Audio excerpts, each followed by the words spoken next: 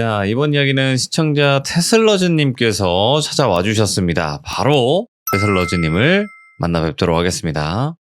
네, 안녕하세요, 돌비님. 테슬러즈님 반갑습니다. 오늘 해주실 이야기가 네. 선물의 비밀?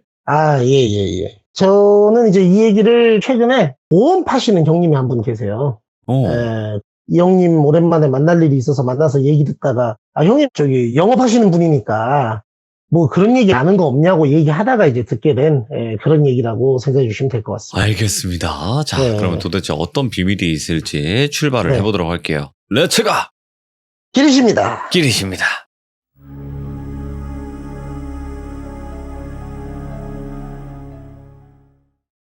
이 형님이 저랑은 지인 건너서 알게 된 사이인데, 저한테도 보험을 몇 개 팔았어요. 저는 호구 타입이라서, 이렇게 뭐 영업하시는 주변 지인분들 계시면, 영업을 하려고 친해진 사람 말고, 친한 사람인데 영업을 한다, 이 사람이. 그러면, 나한테 팔아라.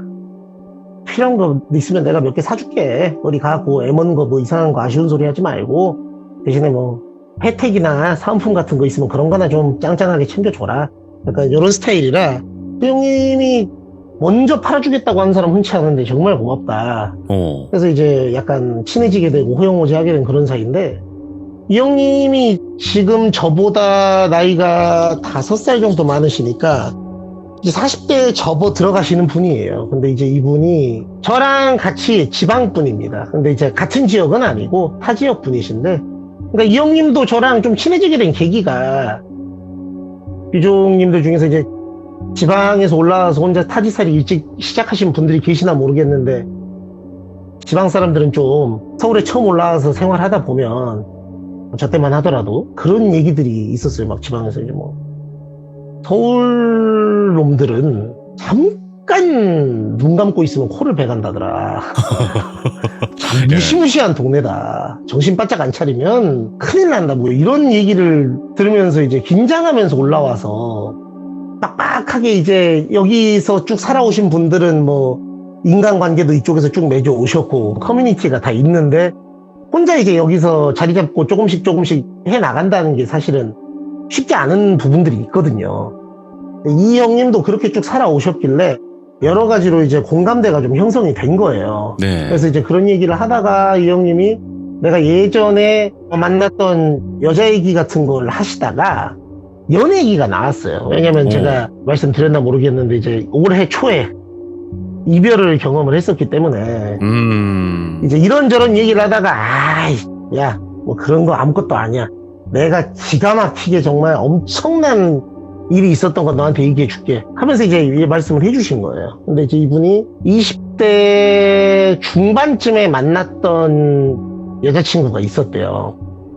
이 형님의 말씀으로는 본인이 영업을 하게 되다가 이제 어떻게 사귀게 됐다 그러더라고요. 그러니까 쉽지 않은 경우인데, 이 형님이 좀 잘생겼어요. 제가 이제 술 한잔하고 이 형님하고 친해지니까, 형님은 딱 그 옛날에 돈 많은 부잣집 사모님들 꼬실 것 같은 제비 같은 스타일이다. 제가 그 제비분들을 폄하하는 게 아니고, 저는 제비를 할 수가 없습니다. 저같이 생긴 사람은. 굉장히 멀끔하고 키도 훤칠하고 잘생겼어요, 이 형님이. 그래서 이제 옷도 잘 입고 자기 관리도 되게 열심히 하시는, 영업직은 또 그런 게 필요한 게 있다 그러더라고요. 외모도 보여지는 있죠. 예. 그렇죠.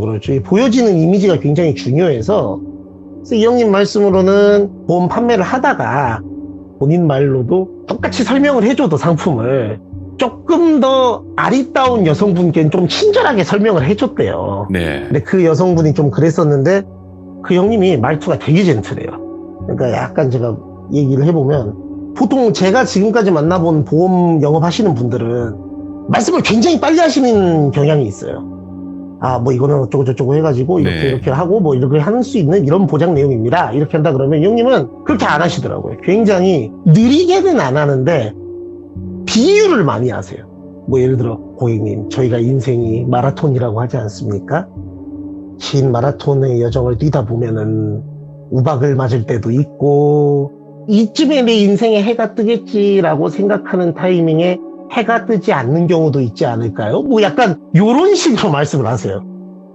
진짜 처음에 제가 이 형님 친해지기 전에는 진짜 더럽게 느끼하다. 뭐 인간 버터다. 뭐냐 이 사람. 막 이랬는데 친해지고 나서는 보니까 이게 나름대로 이 형님의 스타일이더라고요. 그러다 보니까 이제 그때 당시 사귀었던 그 여자친구분이 약간 특이 취향이었던 것 같아요. 보통 대부분 여성분들은 초면인 사람이 그렇게 얘기하면 호감 갖기 쉽지 않을 것 같은데 네. 상품 설명을 그런 식으로 막 하는데 이렇게 한 손을 주먹으로 말아 쥐고 입을 이렇게 막으면서 쿡쿡쿡 웃더래요. 자기가 말을 하는데. 오호, 그래서 예. 이제 원래 말씀을 그렇게 하세요? 이렇게 물어봤대요. 그러니까 이제 제가 뭐 실수라도 하니까 아니요. 너무 재밌어서 계속 하세요. 해서 이제 이렇게 상품 설명을 쭉 하니까는 이 여성분이 가입을 하겠다 해서 처음 팔았던 보험이 암보험이었대요. 암보험을 가입을 하는데 뭐 저는 보험은 정확히는 모르는데 그게 또 보장 내용을 옵션으로 특약을 몇 개를 어떻게 넣느냐에 따라서 납입 금액이 또 달라진다 그러더라고요. 네. 가장 센 걸 넣어줬대요. 그러면서 제 서명을 이렇게 딱 하니까 고객님 너무 감사합니다.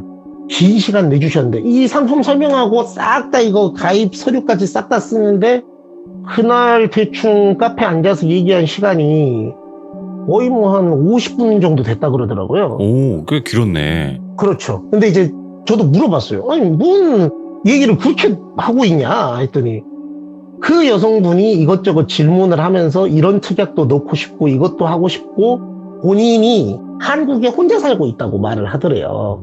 그래서 어떤 뭐 특별한 사정이라도 있으실까요? 라고 하니까 이제 어머님하고 아버님이 미국에 네. 살고 계시고 본인은 이제 재미 교포인데 한국 문화를 공부하고 싶어서 이제 이쪽으로 저희 그거 있잖아요. 그 어학당이라 그러나요? 그 대학교에 외국인 분들 다니시는 그쪽으로 이제 약간 교환학생식으로 와서 공부를 하고 있었다고 하더라고요. 그래서 그러셨군요. 그래서 이제 특약 내용 같은 거를 보는데 이게 또 보험을 가입을 하려면 외국인이잖아요. 그러니까 국적이 우리나라 사람이 아니잖아요. 그러니까 이게 또 가입 절차라든가 이런 게 바로 되는 게 아니더래요. 그런데 이제 이 형님은 국내 보험만 전문적으로 하신 분이기 때문에 내국인 국적을 갖고 계신 분을 상대로 국내에서 일어난 보험을 이렇게 취급하시는 분이니까 그걸 이제 뒤늦게 알게 되니까는 그러면 제가 이거를 도와드리기 어려울 수도 있겠다고 하니까 그럼 저는 보험을 가입을 못하는 거냐고 하니까 이런 쪽으로 해서 외국인 보험을 전문적으로 담당하는 부서가 있는데 그쪽으로 연결을 도와드려야 될 것 같습니다. 그러니까 이 여성분이 오히려 먼저 그러면은 우리 그 형님 성씨가 오 씨라고 해볼게요. 그러면은 네. 오 선생님 실적으로 안 들어가는 실적 걱정을 막 해주더래요. 이런 경우가 잘 없잖아요. 그러니까 뭐 저를 통해서 이렇게 해주셨기 때문에 제가 매칭해드리면은 대신에 좀 기다리셔야 될 수도 있는데 괜찮으시겠어요? 라고 하니까는 자기는 괜찮다라고 얘기를 하시더래요. 그래서 알겠다 해서 이제 매칭을 해서 그걸 도와주는 과정에서 이래저래 연락을 많이 했어야 됐대요. 외국인이다 보니까. 그 과정에서 몇 번 더 만나고 이렇게 되는데 여성분이 굉장히 적극적으로 호감을 표시하더래요. 네. 그래서 왜 나한테 굳이 이러지? 해서 이제 결국은 사귀는 사이로 발전을 했어요.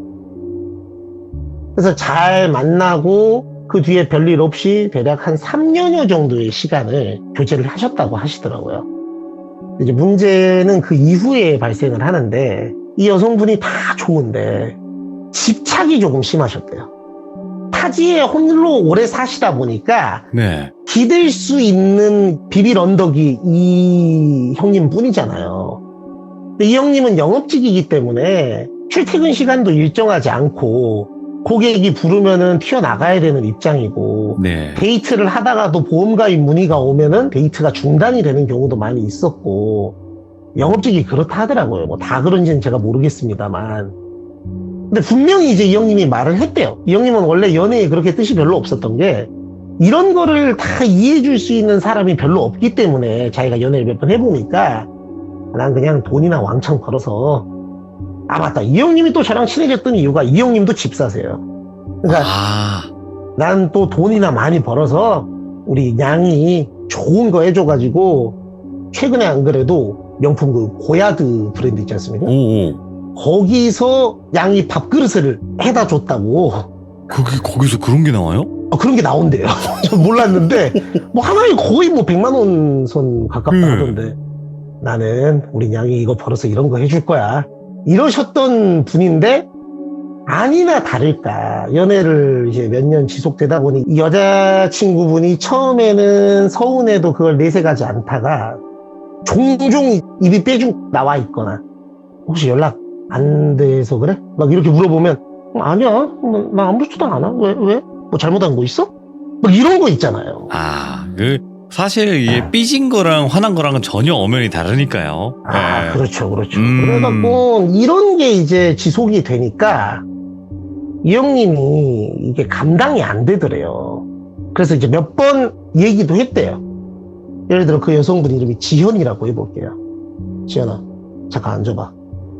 내가 분명히 너랑 처음에 이 일을 매개로 해서 만나기도 했고 내 직업 특성상 네가 나를 많이 이해해 줘야 된다. 대신에 내가 정말 짧고 굵게 단타로 열심히 벌어서 우리 노후만큼은 오랫동안 함께 할 수 있는 사람 되겠다고 너한테 약속했잖니. 근데 너 요새 너무 나 힘들게 한다. 너 그거 알고 있어? 이런 식으로 이제 조금 정색을 하시면서 네. 오늘 좀 결착을 지어야 되겠다는 생각으로 말씀을 하셨다고 하더라고요. 근데 그렇게 얘기를 하면 여성분이 울면서 내가 오빠 외로움이 많아서 그래. 타지에 혼자 있다 보니까 뭐 이렇게 이제 구구절절 사연들이 막 나오잖아요. 그러니까 이제 이 형님이 그래 내가 보듬어 줘야지 또 이렇게 넘어가는 이런 게 또 횟수가 여러 번 반복되다가 결국은 헤어졌대요.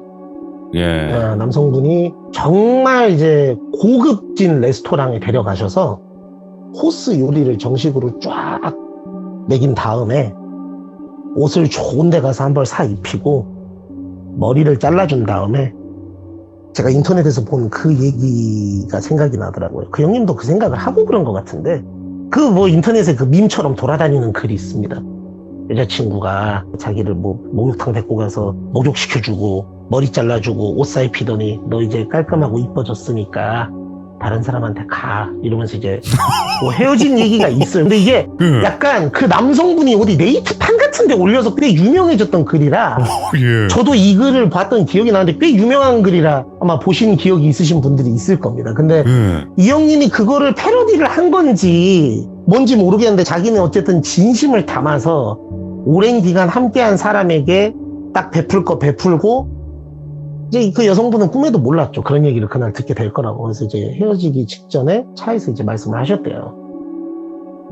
지현아, 내가 너 참 좋아하고 너란 여자의 순수한 면, 나같이 괴팍한 사람을 좋아해 준 면까지도 너무 좋고 고맙고 좋아했었어. 근데 내가 그릇이 작아서 너를 담지를 못하는 것 같다. 너는 맑은 물 같은 여자니까 나 같은 좁은 그릇이 아니더라도 다른 곳에 담길 수 있을 거다. 이렇게 말씀을 하시면서 이제 보내려 하는데 너무 사람이 흐느껴서 울면 막 짐승 같은 소리가 날 정도로 막 이런 소리 나는 거 있잖아요. 그런 소리를 낼 정도로 우시면서 안 된다고. 네가 그러니까 처음엔 오빠 하다가 네가 어떻게 나한테 이래. 내가 그래서 막 숨 넘어가야겠다 싶을 정도로 울면서 막 안 된다 하시더라고요. 근데 이 형님이 결심을 하기까지 시간이 오래 걸리는 스타일이지 결심을 딱 서면은 안 돌아보는 스타일이라. 냉정하게. 그리고 본인이 그렇게 해야 된다고 생각을 했대요. 그래서 미안하다 내려라 하고 이제 차에서 억지로 내리게 한 다음에 차를 이제 쭉 끌고 가는데 뒤에 서 있는 모습을 사이드미러로 보니까 자기 차를 계속 보면서 막 울면서 뭐라고 외치고 있는 모습을 보이는데 뭐라 했는지 모르겠대요. 그러고 이제 이별을 했는데 그로부터 또 연락도 몇 번 왔답니다. 계속 꾸준히. 근데 이제 차단을 하고 번호를 바꿔버리고 하는데 이제 마지막으로 받던 연락이 그거였대요. 너 이 선택 후회하지 마. 난 분명히 너한테 기회 줬어. 뭐 이렇게 얘기를 했대요. 그래서 네. 뭐라는 거야 씨 하고 이제 말았어요. 그러니까 이 형님이 정이 좀 떨어졌대요.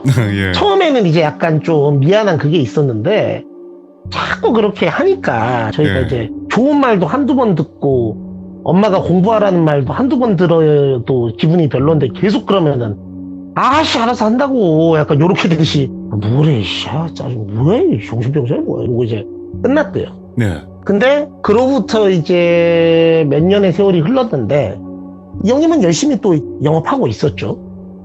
자기가 보험 영업을 오랫동안 하면서 만나본 적이 없는 엄청난 큰 손을 한 명 알게 됐대요. 그래서 그 큰 손이 뭐냐 내가 물어봤더니 연세가 조금 있으신 아주머님인데 보통 저희가 이 보험 영업을 하시는 분들 다 그런지는 모르겠지만 이 형님 말로는 본인이 먼저 영업을 가거나 회사 통해서 문의가 들어오더라도 이렇게 랜덤으로 배정이 돼서 배치가 되는 경우가 있지 이렇게 지정을 해서 오는 경우는 거의 없대요. 네.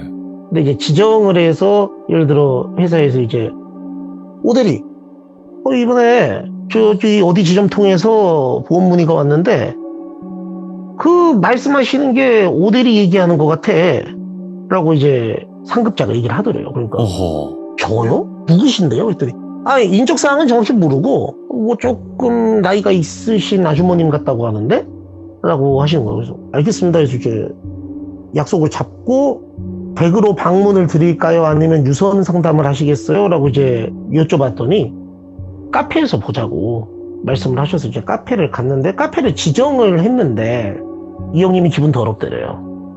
왜냐하면 그 카페가 그 아주머님이 지정을 하셨는데 하필 그 헤어졌던 그 여자친구 그 여자친구랑 처음 만나서 상담했던 그 카페더래요. 그래서 아씨 진짜 기분 잡치게. 근데 어쩝니까? 지금 문의 들어온 것만 들어도 대략 5-5개 정도 되는 보험을 문의를 했다고 하는데 이거를 뿌리치고 기분 더럽다고 안 갈 수는 없대요. 그래서 목구멍이 포도청이다 가자 씨 하고 이제 뭐 세월도 지났고 괜찮겠지 이러고 이제 갔는데 여기 밍크 코트를 하나 입고 계신 딱 봐도 부자다 라는 느낌이 나는 아주머니 한 분 계셨대요. 근데 너무 그 기분이 더 잡쳤던 건 그 카페의 모습이 자기가 갔던 때랑 크게 다르지가 않았대요. 개인 카페인데. 오버랩이 됐구나. 근데 오버랩이 될 수밖에 없는 이유가 그 아주머님이 하필 그 많은 자리 중에 여자친구랑 만나서 얘기했었던 그 자리에 앉아 계시더라는 거예요. 예. 그러니까 이제 나 진짜 자자자 하면서 이제 뺨을 이렇게 치면서 집중 나 풀어 다 풀어 괜찮아 빨리 해치우고 가면 돼 돈 벌자 돈 벌어 하면서 이렇게 딱 속으로 이렇게 외치면서 들어갔대요. 예. 그래서 정말 깔끔하게 정장 단추를 여미면서 고객님 안녕하십니까 하면서 이제 들어온 거죠. 그러니까 네 앉으세요 이렇게 얘기하니까 어떻게 이렇게 저한테 여러 가지 문의를 주셨던데 제가 정말 감사합니다. 그러니까 네 뭐 우리 대리님이 그렇게 친절하다고 제가 주변에서 얘기를 많이 들었어요. 이렇게 얘기를 했대요. 그러니까 그러시고 실례지만 혹시 어떤 분 소개로 연락을 주셨냐고 제가 감사 인사라도 드려야 될 것 같은데 연락 받은 게 없었대요. 사실 그 얘기 네. 듣고 주변에 이 정도 큰 손을 알만한 사람이 그렇게 많지 않으니까 자기 레이더에 걸리는 사람 중에서 몇 명 이제 수소문을 해봤는데 전혀 뭐 얘기가 없더라는 거죠. 근데 이제 이분이 뭐 제가 발이 좀 넓어서 한 사람한테만 들은 게 아니고 두루두루 얘기를 들었어요. 하더니 이제 본인이 먼저 물어보더래요. 그래서 하면서 이제 커피를 시키고 나서 바로 이제 상품에 대한 문의를 막 하더래요. 근데 그때도 기분이 진짜 더러웠대요. 왜냐면 그 상품 문의하는 그 자리가 일단 그거 똑같은데 문의하는 상품도 그 전 여친이 문의하던 상품의 갱신 버전인 리뉴얼된 상품들 그런 거를 물어보더래요. 그러니까 우연히 여러 번 겹치면 필연이라고 하지 않습니까? 그렇죠. 나 진짜 개 더럽네 기분 진짜. 하는데도 일단 프로니까 얼굴색 하나 바뀌지 않고 기가 막히게 본인이 생각을 해도 기가 막히게 설명을 했답니다. 그러니까 이제 그 사모님이 쭉 들으시더니 그 그러면 하더니 그 카탈로그에 있는 상품들이 형광펜으로 자기가 5개 정도를 쳐놨었대요. 그 형님이 5개에다가 펜으로 이렇게 원을 쭉 긋더니 이거랑 하고 뒷페이지를 몇 개 피더니 또 동그라미로 쭉 5개를 더 쳐서 총 10개의 보험을 나랑 우리 가족들이 들 것 같은데 일단 나부터 먼저 가입을 하겠다. 대박이래요. 이렇게 한 번에 10개씩 가입하는 사람은 없으니까. 거기다 금액도 굉장히 센 것들만 골라서 가입을 했대요. 아, 그러시면은 하고서는 이제 심장이 쿵쿵쿵쿵쿵 거리더래요. 막 미쳤다. 와, 내가 오길 잘했다. 기분 더러우면 어떠냐. 돈이 최고지. 이러면서 이제 알겠다고 하면서 이제 가입 서류를 해서 작성을 다 끝냈는데 이 사모님과의 이 만남이 거기서 끝이 아니었대요. 왜냐면 그렇게 해서 보험을 가입하신 이후에 너무 감사하니까 사은품도 드리려 하고 뭐도 막 보내드리려 하고 이랬는데 나 그런 거 별로 필요 없고 그냥 내 보험 잘 유지되게 관리해주고 뭐 좋은 상품 있으면 이따 그럼 연락 주라고 굉장히 쿨하게 이렇게 하더라는 거예요. 그래서 야 진짜 이 사람은 뭐하는 사람일까? 찐부자인가 보다 이런 생각을 하고 있었는데 이 사모님이 그 뒤에 오히려 본인한테 연락이 먼저 와서 주변 사람들이나 아는 사람들을 소개를 막 해주더라는 거예요. 연결까지 해주는 거예요. 알아서. 네. 그러니까 와 동 잡았네. 나 진짜 이 사람한테 잘해야 되겠다 해서 한 번은 이 사모님한테 직접 연락을 해서 사모님 나 진짜로 마음이 너무 불편해서 그러는데 저한테 보호할 수 있는 기회 한 번만 주시라고. 진짜 너무 많이 넙죽넙죽 저 얻어만 먹는 그런 나쁜 싸가지 없는 새끼 아닙니다. 사모님 저 보호할 기회 한 번만 주십시오. 뭐 이렇게 했다는 거예요. 그러니까 이제 그 사모님이 막 웃더래요. 그랬더니 보은 은혜 갚는 걸 좋아하시나 봐요. 이러시더래요. 그러니까 아이 그럼요 사모님 은혜를 사람이 받으면 갚아야죠 하니까 그죠 사람이면 은혜를 갚고 살아야죠. 맞는 말씀이신데 그러면 내가 골프 치는 걸 좋아하는데 나랑 라운딩이나 한번 가시자고 시간이 언제 되시냐고 물어보더래요. 그러니까 이제 저는 뭐 어차피 영업직이기 때문에 정규적인 출퇴근 시간이 정해져 있는 건 아니고 말씀 주시면 제가 사모님 일인데 열리 제껴놓고 가야죠. 연락 주십시오 하니까 이제 그럼 내가 내일까지 한번 봐서 연락을 드릴게요 하고 이제 예를 들어 화요일로 약속을 잡으면 어떨까요? 라고 이제 문자가 오니까 이분이 알겠습니다. 저 화요일날 아주 깨끗하게 비워놓고 기다리겠습니다. 그런 약속이 잡히면 저는 이제 이거 듣고 알았는데 다 그러시는지 모르겠는데 이분은 그랬는데요. 자기 준비만 딱 해가는 게 아니고 사모님 골프 좋아한다 했잖아요. 500만 원짜리 골프 드라이버를 딱 타놓고 포장을 정성스럽게 해서 왜냐면 본인한테 꽂아준 것만 해도 돈 천 단위가 넘어간대요. 그러니까 이거 한다고 해도 뭐 결코 그런 게 아니라 그러더라고요. 그래서 이분은 챙겨야 된다. 앞으로도 내가 내 미래를 위해서라도 이 생각으로 딱 골프 드라이버를 하나 이제 준비를 해놓고 선물하려고 한 거죠. 그리고 이제 라운딩을 갔는데 정말 재밌었대요. 캐디 분들하고 이제 그 타고 가는 차 같은 거 있잖아요. 전동차 같은 거. 그런 거 타고 같이 가면서도 막 얘기하시는데 뭐 골프 안 쳐봤다더니 다 거짓말이었네. 진짜 잘 치네. 막 이러면서 이제 말도 어느새 조금씩 놓기 시작을 하고 이 오디도 누님 하면서 이제 이렇게 부르기 시작을 했대요. 네. 그러다 이제 헤어질 때쯤 누님 나 맞아요. 제가 깜빡한 게 있습니다. 잠시만요. 하더니 이제 차로 뛰어가가지고 트렁크에서 그 드라이버를 꺼내온 거죠. 누님 제가 진짜 나 이거 안 받으면 저 집에 못 갑니다. 이거 진짜 받아주셔야 된다고. 그러니까 이 형님이 평소에 그렇게 처음 본 분한테는 댄디하게 대하는데 가까워졌다 생각하면은 미끼를 확 물어 낚아채는 피라냐 마냥 친근함으로 이렇게 또 땡길 때는 확 당겨야 된대요. 그래서 나 진짜 이거 안 받아주시면 나 집에 못 간다고. 나 안 간다고. 받아주시라고 막 무조건 막 앙탈 부리듯이 이렇게 했대요. 그러니까 이 사모님이 아이고 뭐 또 동생이 또 이런 걸 또 챙겨왔냐고.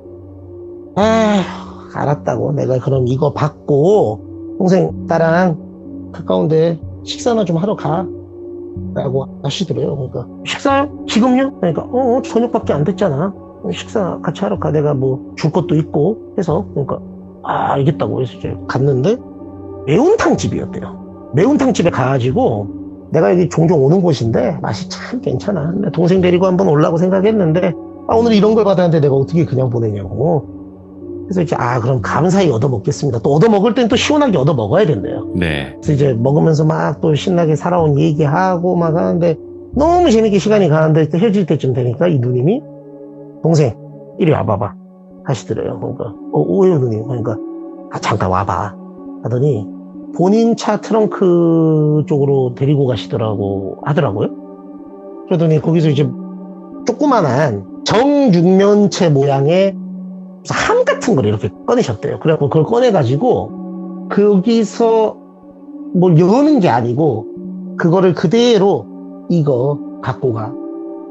그러니까 이제 이 형님이 누님 이게 뭐예요? 그러니까 동생이 준 거에 비하면 별 볼 일 없는 건데 내 마음이야. 내가 뭐 아무 그런 거 없으니까 편하게 받아. 편하게 그냥 좀 마음으로 가깝다고 생각되는 사람 있으면 선물하고 싶어서 늘상 갖고 다니던 거야 라고 하시면서 주시더라고요. 그러니까 이 뭔데요 누님 하니까 집에 가서 열어봐.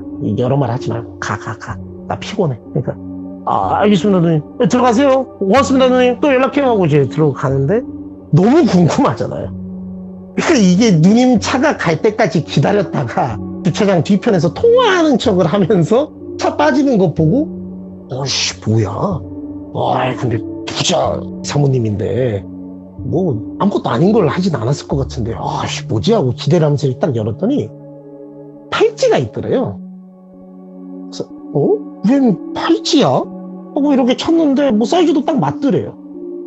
근데 조금 특이했던 건 이 팔뚝에 들어오는 이 팔찌가 이제 그냥 스댕으로 돼 있는 팔찌도 아니고 가죽 팔찌도 아니고 철제 모양 스타일이긴 한데 보석이 조금씩 박혀있는 그런 모양의 팔찌였대요. 약간 본인이 보기에는 무슨 페르시아풍의 그런 어떤 좀 알록달록한 그런 보석이 박혀있는 것 같은 이런 팔찌였는데 약간 실망했대요 솔직히. 아니 저 누님은 이걸 나를 어떻게 차고 다니라고 이런 걸 나를 주나 하다가 생각을 해보니까 근데 잠깐만 이걸 내가 꼭 차고 다닐 필요가 있나 갖고 있다가 그래도 핫바리 같은 걸 주진 않았을 텐데 처분하면은 그래도 부자인데 이상한 거 줬겠어? 이 생각으로 이제 챙겨서 집에 갖고 있었는데 그 누님이 이제 그 뒤로 연락이 자주 오시더래요. 그 라운딩 이후로. 그래서 꽤 자주 만나자고 하셨다고 하더라고요. 그래서 뭐 만나면은 뭐 라운딩 가거나 뭐 어디 식당 가서 밥 먹거나 뭐 사는 얘기 하거나 뭐 이런 것만 있었대요. 근데 꼭 한 이틀에 한 번 정도 주기로는 연락이 오시더라고 하더라고요. 근데 이제 이 형님 말로는 영업하는 사람 입장에서 용건 없는 고객이 식사 자주 하자고 불러내는 게 그렇게 좋진 않다 그러더라고요. 근데 이 형님은 나갈 수밖에 없었대요. 왜냐면 조금 이 형님 너무 자주 부르는데 할 때쯤 되면은 뭐 하나 딱 물어본대요. 그러니까 이 관계를 유지를 해야 되는 거예요 최대한. 그래서 내가 우리 냥이의 이 밥그릇 그때부터 이 형님은 비싼 밥그릇 해주고 싶다. 약간 영화 같은 데 보면은 그 부자들 허세로 그런 거 나오지 않습니까? 막 강아지 밥그릇에 막 다이아 박혀있고 이런 거. 그런 것까지는 아니더라도 내가 정말 우리 냥이 밥그릇을 위해서 오늘도 일한다. 막 이렇게 얘기하면서 항상 열심히 하셨대요. 근데 이 누님이 어느 순간부터 뭔 말씀을 하셨냐면 또 매운탕을 한번 먹으러 갔는데 하더니 밥수저를 이렇게 탁 이렇게 놓으시더래요. 그 형님이 그 누님이 그런 모습을 한 번도 못 봤으니까 누님 뭐 입맛에 안 맞으세요? 라고 묻다는 거죠. 그러니까 나가자 라고 하시면서 그냥 나가시더래요. 저 누님 왜 저러시죠? 그래서 이제 나오면서도 이제 자기가 괜히 눈치가 보이더래요. 그래서 나오면서 이제 최대한 기분 풀게 해보려고 누님 그러니까 이렇게 교회에 있는데 오지 말고 다음부터 제가 조금 괜찮은 데를 모시려니까 입맛에 안 맞으셨나 보구만. 저 전부터 별로였어요. 이거 제가 얘기하겠습니다. 막 이런 식으로 얘기하고 있는데 그 누님이 이렇게 뒤를 싹 돌더니 자기를 째려보더래요. 그러더니 매운탕이 아니고 너 때문에 그래. 어? 라고 하시더라고요. 갑자기. 그러니까 이제 이 형님이 말이 안 나오시더래요. 누님 제가 뭐 실수한 거 있어요? 네. 동생 이리 와봐. 하더니 자기 차로 데려가더래요 또. 트렁크 딱 열더니 이거 봐. 내가 오늘 뭐 가지고 그걸 붙였어? 하면서 자기가 선물해준 드라이버를 딱 보여주더래요. 아, 이거 제가 선물해드린 거. 아, 그러니까 나는 네 마음을 받았는데 너는 내 마음을 안 받네? 마음에 안 들면 줘. 내가 그냥 가져갈게. 이렇게 하시더래요. 팔찌 차야지. 그러니까 이 형님이 너무 이제 진짜 약간 과장해서 바지 지릴 뻔했대요. 너무 소름이 돋더래요. 너무 예상치 못한 걸로 훅 들어오니까. 산전수전을 겪은 자기지만 이건 예상치 못한 부분이었다 하더라고요. 그래서 너무 죄송하다고. 너무 죄송하다고. 자기도 모르게 무릎을 꿇었대요. 자기가. 그게 돈의 힘이라 그러더라고요. 누님 너무 죄송하다고. 제가 누님을 친누님처럼 너무 편하게 대하다 보니까 정신이 잠깐 나갔던 것 같다고. 내가 누님 마음을 안 받은 게 아니고 너무 마음에 드는데 기스나고 혹시 이거 상처낼까봐 집에 거의 모셔두고 있었는데 오해하신 것 같다고. 내가 진짜 다음부터는 누님을 만날 때든 안 만날 때든 항상 차고 오겠다고. 네. 다니겠다고 하니까 이제 자기를 일으키면서 왜 이래 다 쳐다보는데 민망하게 그럴 것까지 할 건 없어 일어나봐 하면서 이제 하니까 누님 나 진짜 받아줘야 돼요. 나 진짜 미안해서 그래. 하니까 알았어 동생 일어나. 난 마음으로 준 거야. 거기 다 사연이 있는 거고 그거 절대로 그런 싸구려 그런 거 아니니까 잘 차고 다녀. 나 본다. 이렇게 말씀하셔요. 그러니까 이제 이 형님은 이걸 안 찰 수 없어요. 그렇지. 그러니까 이제 이거를 거의 제가 들어보니까 거의 잘 때까지도 차고 잤다 그러더라고요. 샤워하고 다. 아니 그냥 무서웠대요. 그냥 그 눈빛이 너무 기억에 남아서 집에 혼자 있어도 나를 쳐다보고 있는 것처럼 느껴져서 늘상 탔대요. 근데 문제가 그러고 나서 시간 좀 지났는데 이 누님과의 관계는 계속 지속이 됐어요. 똑같이. 이 형님이 상당히 강골이거든요. 저한테 항상 자랑했던 게 저는 뭐가 있냐면 겨울만 되면 호피가 터져요. 저는 안에 점막이 건조해지면 금방 그게 터지는 스타일이라. 그래서 이 형님 만나면서도 겨울에 몇 번 코피 터졌던 적이 있어요. 형님 죄송합니다. 제가 하면서 코 풀면서 얘기를 했더니 이 자식 나는 임마 태어나서 뭐 그래 본 적이 없는 뭐 부러져 본 적도 없고 막 이런 걸로 막 말씀하시는 그런 분이거든요. 그러니까 제가 혼칠하다 있잖아요. 자기관리 운동을 되게 열심히 하시는 분이에요. 영양제도 잘 챙겨 드시고. 잔병 치료 한 번도 많이 안 해본 사람이 그 팔찌를 좀 차고 다니기 시작했는데 우연인지 뭔지 모르겠는데 처음으로 살면서 코피가 터져봤대요. 사실 저희가 코피 터진 것 같고 이게 무슨 일이야 그러진 않잖아요. 예. 그냥 이거 뭐야 요새 일을 너무 열심히 했나? 그래서 좀 놀라긴 했지만 치열하고 그랬는데 몸이 점점 쇠약해지는 게 본인이 느껴지더래요. 이상하다. 그래서 나중에는 결국은 특별히 막 너무 아파서 막 어디가 부러지고 이런 게 아니고요. 그냥 침대에서 몸을 일으키는 게 너무 힘들더래요. 그리고 악몽을 너무 많이 꾸기 시작했는데 짜증나는 건 악몽을 꾸고 일어났는데 악몽의 내용이 기억이 안 난대요. 그러니까 미쳐버리겠더라는 거예요, 사람이. 그러니까 이제 회사에서도 영업 잘하고 일 잘하고 저 사회생활 깍듯하게 잘하는 사람이 얼굴이 허옇게 떠가지고 완전 넉나간 사람처럼 그러고 있으니까 어디 안 좋아? 막 이렇게 물어볼 정도로 괜찮다고 하면서 다니는 거죠. 그랬는데도 이제 이 누님이 만나자 하면 또 만나야 된대요. 그래서 이제 만나서 얘기를 하는데 누님이 먼저 물어보더래요. 네. 또 매운탕 집에 가서 매운탕을 드시는데 자기 얼굴 이렇게 딱 보더니 너무 맛있다. 오늘은 아주 국물 맛이 제대로네.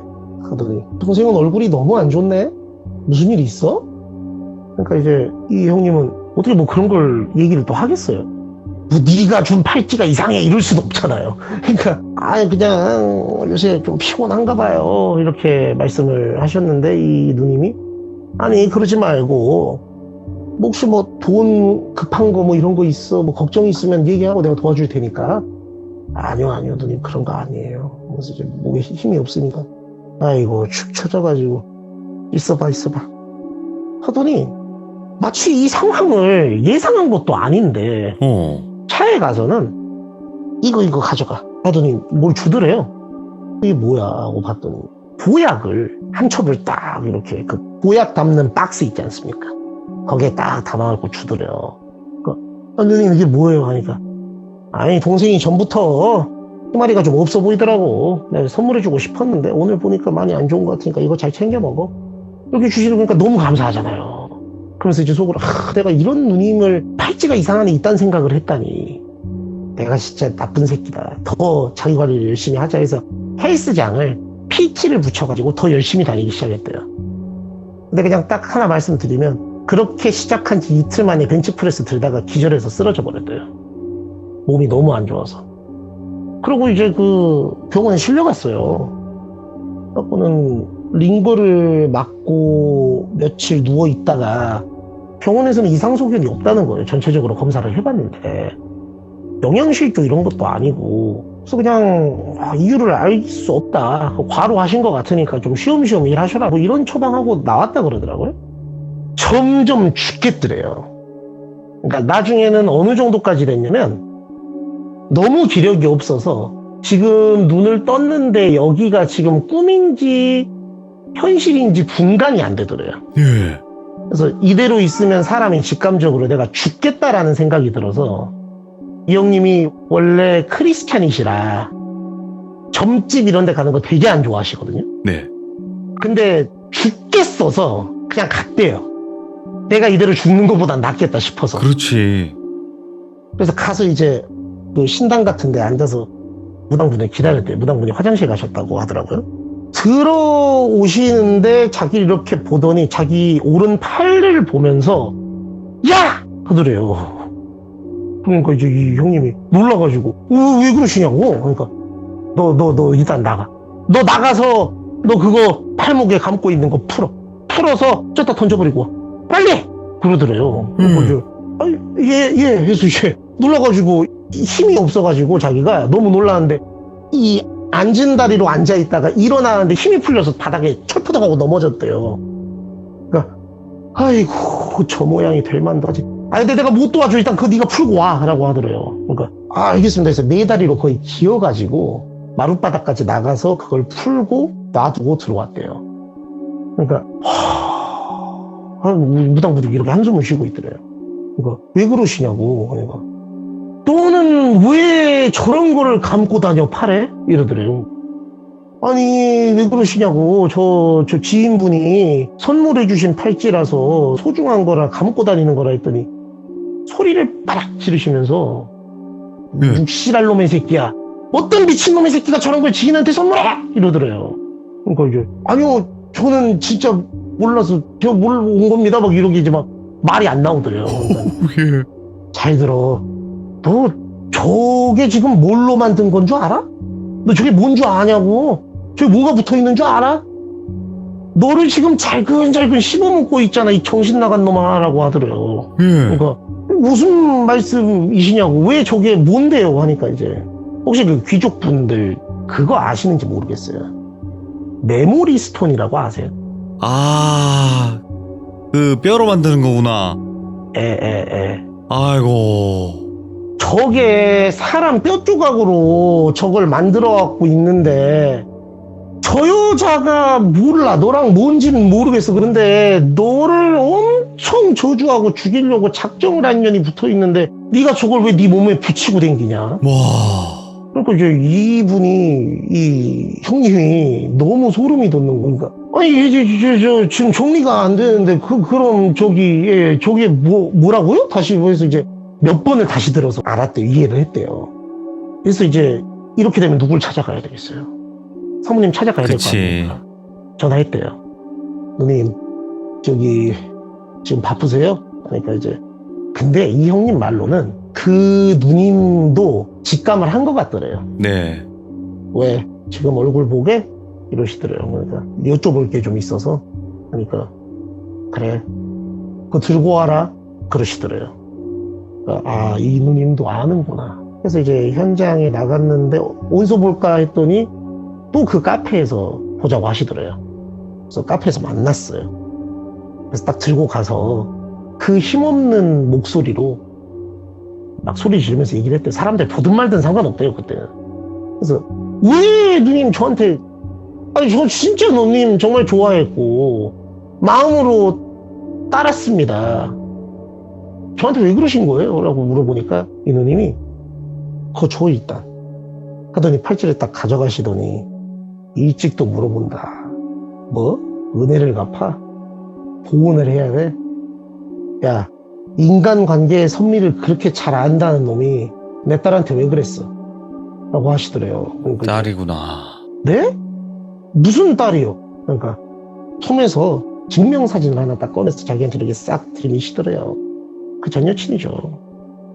너한테 버림받고 유일하게 비빌 언덕이었던 너한테 그렇게 되고 내 딸 그 길로 세상 떠났다. 유서에 뭐라고 적혀 있었는 줄 아니? 죽어서도 네 곁에 있고 싶다고 하더라. 그래서 내가 소원 이뤄줬다. 왜? 그게 그렇게 잘못됐냐? 이렇게 하시더래요. 눈에 막 쌍심지를 켜시면서 사람 눈에 불꽃이 타오르는 것 같다는 거를 느낀 게 처음이었대요. 네. 그러니까 자기가 따지러 왔는데 역으로 완전히 그냥 할 말이 없어진 상황인 거죠. 근데 생각을 해보다가 이제 당황하고 너무 어이가 없고 이런 일이 현실에 있을 수가 있나 싶어서 당황했다가 조금 생각해 보니까 아니 근데 잠시만 내가 그 여자애를 때린 것도 아니고 욕을 한 것도 아니고 남녀간에 있을 수 있는 사랑과 이별일 뿐이었는데 왜 나한테 이렇게까지 하나 싶어서 이제 그걸 좀 따져 물으려고 그랬대요. 네. 아니 근데 어머님 제가 따님하고 교제를 하다가 이렇게 헤어진 거는 남녀간의 일인데 이렇게까지 하셔야 될 일이냐고. 그러니까 내가 너한테 뭘 했니? 나는 그냥 내 딸 소원 이루어준 거야. 그러니까 이제 이 형님은 무슨 말씀이시냐고. 이 팔찌를 그냥 준 게 아니지 않냐고. 뭐 양밥이든 뭐든 했을 거 아니냐고. 그러니까 난 그런 거 할 줄도 모르고 할 생각도 없고 그냥 너한테 접근하려고 네 직업, 직군 어디서 일하는지 그리고 네 보험 가입하려고 내가 진짜 어렵게 영주권까지 땄다 여기. 그렇게 준비한 것까진 내가 했다. 근데 내가 무슨 뭘 그런 것까진 내가 안 했다. 근데 이제 이 형님은 믿을 수가 없더래요. 그럼 내가 지금 겪고 있는 이 일들은 뭐냐 하니까 그걸 내가 어떻게 하냐. 도둑이 제발 저린 거겠지. 그래서 이제 막 거기서 말싸움 같이 하다가 더 있으면은 자기가 기가 빨려서 죽을 것 같아서 어쨌든 이제 볼 일 없으니까 나한테 그런 거 다시는 하지 말라고 이제 박차고 나왔대요. 네. 근데 이제 결론을 말씀드리면 일단 이 형님 말로는 제가 들어보니까 이 보험 가입한 지 몇 달 안에 해지를 하면 받았던 수당을 토해내야 되는 뭐 그런 게 있다 그러더라고요. 그래서 그분이 최근에 연결해 줬던 사람들은 전부 해지를 했대요, 보험을. 그래서 본인은 금전적 손실이 엄청 났고 이분 형님 입장에서는 도저히 이해가 안 됐던 게 그 양밥 안 했다고 막 소리 지르면서 자기한테 너는 지옥 가서도 천벌 받을 놈이 어디서 나한테 눈을 부라리면서 그딴 얘기를 해! 하면서 막 이렇게 막 하는데 그게 거짓말 같진 않더래요. 네. 그래서 이제 나중에 자기한테 그 조언해줬던 그 무당분을 찾아가서 물어봤대요. 이렇게 양밥 같은 걸 하지 않아도 저 같은 이런 일을 겪는 게 말이 되냐고. 난 아무리 생각해도 그럴 수 없을 것 같은데 저 아줌마가 거짓말을 하는 것 같진 않아서 내가 궁금해서 물어보는 거다 했더니 그 무당분이 아이고 그 여자는 본인의 그런 사념, 원망, 증오심 자체가 사람이 엄청 간절하게 바라면 이루어진다잖아요. 저희가 막 물건에도 영혼이 깃들게 할 수 있다 그러지 않습니까? 사람이 일념을 가지면은 못 해낼 게 없어서 그런 것까지도 하게 하는데 하다못해 죽은 사람 혼 가지고 그런 걸 못 하겠냐고. 그 어떤 숙련된 무당의 양밥보다 강한 주술이다 저거는. 와. 그게 너한테 걸려있던 건데 본인은 그걸 모르는 거다 지금. 너 그 여자랑 무슨 일이 있었는지는 내가 알고 싶지도 않고 알 필요도 없지만 그 아주머니랑 엮이면 너는 다음엔 죽는다 무조건. 그 사람의 기운이 그렇다.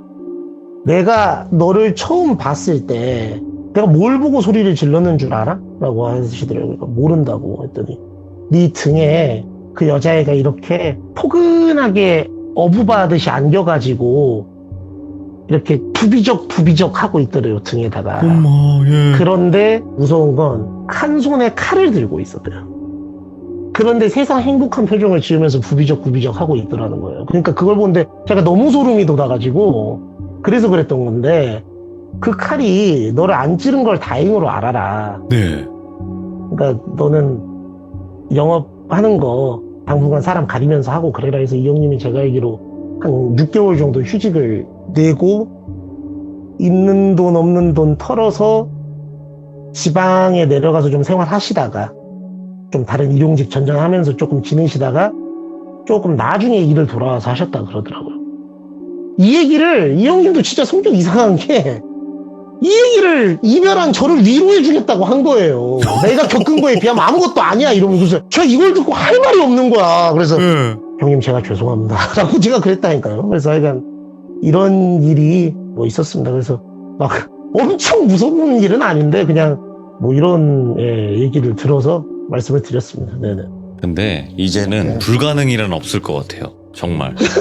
왜 그러냐면 예. 이 사람이라는 거는 못할 게 네. 없어요. 아 진짜 그렇더라고요. 네. 못할 게 없고 그리고 우리가 생각하는 건 다 마지노선은 여기까지인데 그 이상을 항상 하는 게 사람이거든요.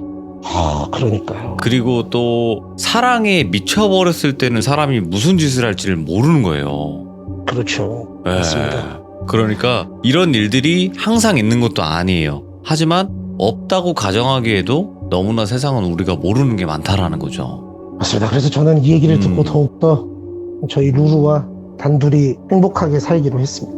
오늘 테슬라즈님께서 늦은 네. 밤 고생 정말 많으셨습니다. 너무 감사합니다. 예, 감사합니다. 네, 행복하세요. 네.